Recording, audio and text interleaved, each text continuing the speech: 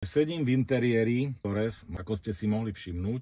Auto je veľmi elegantné, doplnené krásnymi bronzovými prvkami, či už sa jedná o túto prednú masku, je lemovaná aj táto spodná časť. Je to automatické nabíjanie, máme tu priestor pre 2 kávy, sedenie veľmi pohodlné, veľmi štýlové, klasika SUVčko, sedíte vyššie, lepšie ovládate situáciu na cestách, sedačky sú vynikajúce, volant veľmi dobrý pocit, mám pocit istoty, bezpečnosti, volant masívny, veľmi pevný. Ako ste si všimli, máme tu elegantný vkusný displej. Týmto postupným stlačením sa dostaneme k infotainmentu.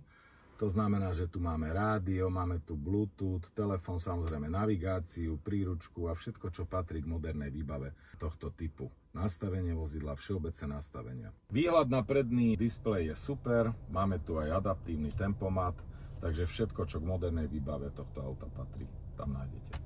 To prešívanie dodáva takú eleganciu tomu interiéru. Ešte by som to veľmi rád doplnil odkladacím priestorom, že hneď tu po ruke máme priestory pre 2 kávičky alebo nejaké nealko nápoje, takisto aj vo dverách ten priestor na odkladanie alebo nejaké nápoje dá sa využiť z každej strany. Takže za mňa v tejto kategórii tohto vozidla prémiový interiér.